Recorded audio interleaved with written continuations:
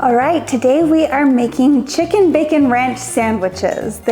Cracked chicken sandwiches? Yeah, some people call it that. They have a ranch packet in it, and it's a quick, you get the chicken in the pot, you put the lid on, and you get cooking right away. So I'm Jen. And I'm Barbara. And we're with Pressure Cooking Today.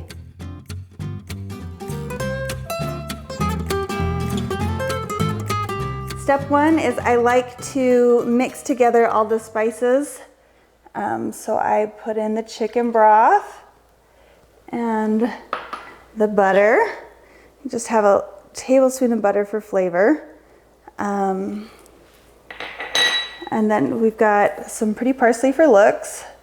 Actually, I'll do that with the ranch packet and so you just put that in and then carefully kind of layer the chicken in. You can kind of nudge it so it all fits together. So 2 pounds of well-trimmed chicken.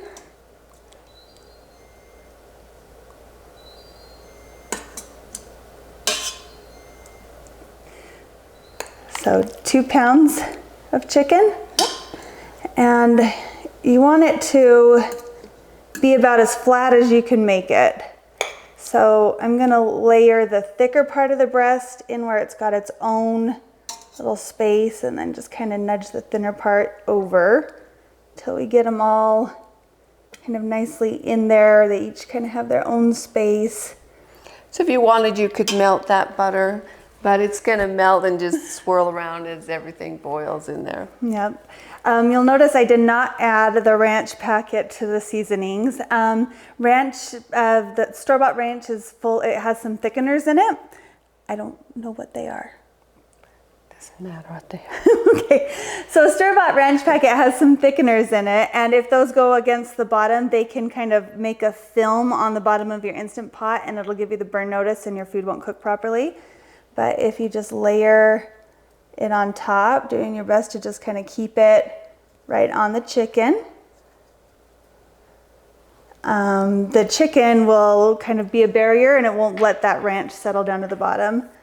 And then the same with the parsley, which is a little bit for flavor, but mostly just because it's beautiful. Right. So we'll check that we've got our thing in place, lock it. Our silicone gasket in place.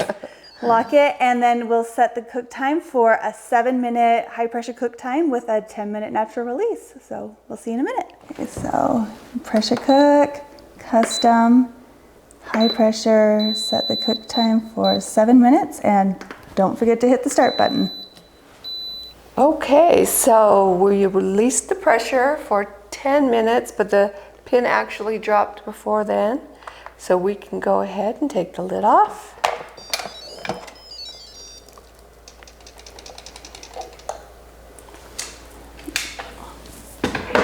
All right, so the next step is to take the chicken breasts out, and then we'll shred them up. Okay.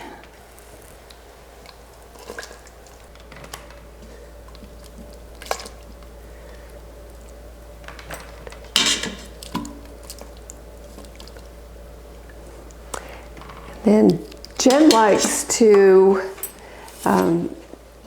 put them into a mixer. Explain that, how you do that. So I have just a bottom of the line KitchenAid, but when you take those chicken breasts and you toss them in your mixer with the regular KitchenAid paddle attachment, and you turn it on a low, it'll start going around, and pretty soon the chicken just shreds itself into lovely happy shreds, and I don't have to spend forever with 2 forks. So that's a fun way to do it, but we're just going to go ahead and shred them.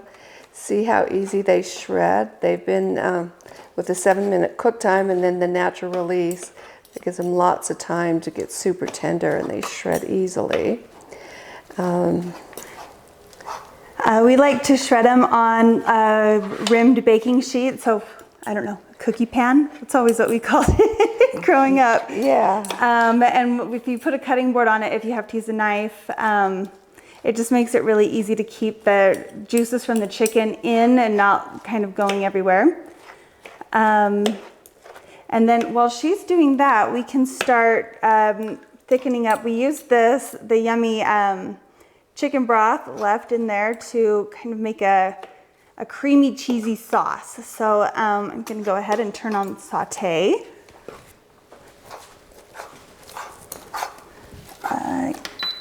Cancel, saute's over here.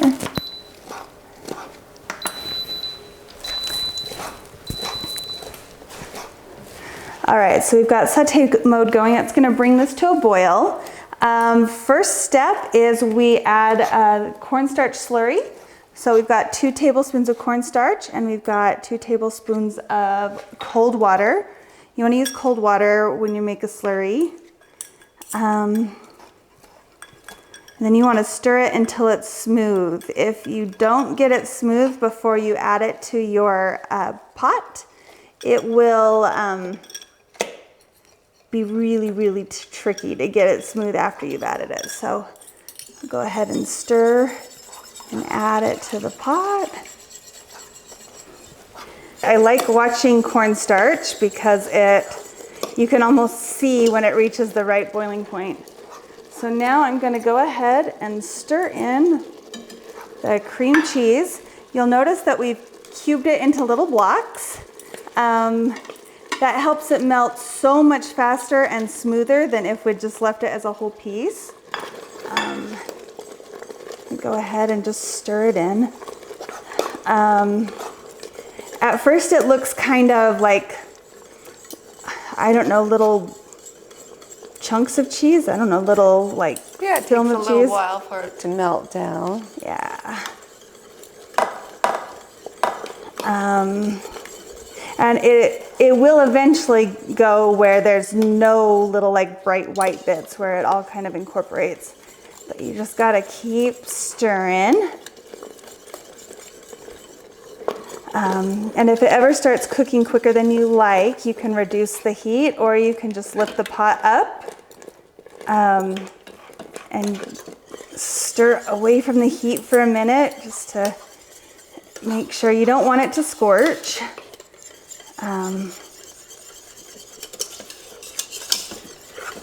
There we go, that's looking smoother.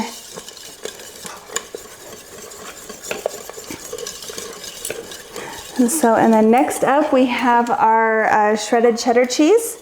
This one, if I were to just take this and pour this whole cheese in there, you would get clumps of cheddar cheese that would be really tricky to get out. So we like to just add it like a small handful at a time.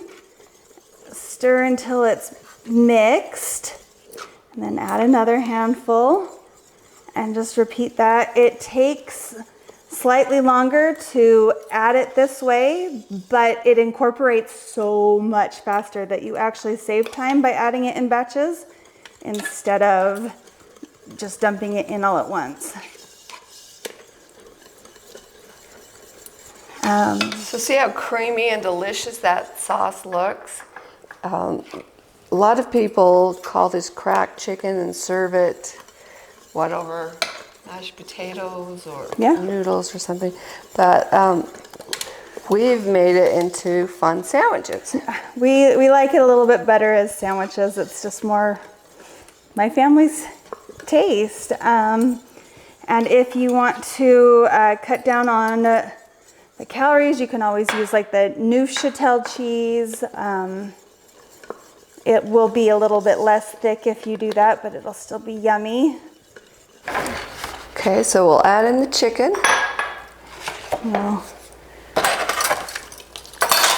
Good stir. Into that delicious sauce.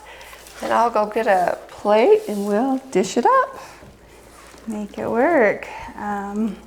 I like about this that you can choose to use what you have on hand. So if you have, I like the real bacon bits in this, because then each bite has a little bit of bacon.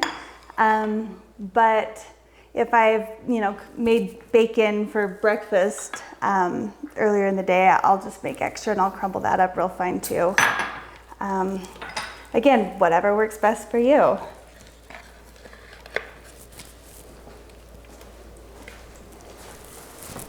Okay, there we go. So you want 2 blops of meat or one big blop of meat? A little more. Need some bacon on that, it'll taste better. That good? Want more meat? No, I think that's perfect.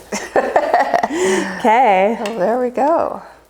Quick, easy weeknight meal. Tastes delicious and mostly uses stuff that you can have on hand. So if you like it, please let us know. If you have questions, comments, anything, let us know in the comments. And as always, like and subscribe. thanks so much for watching.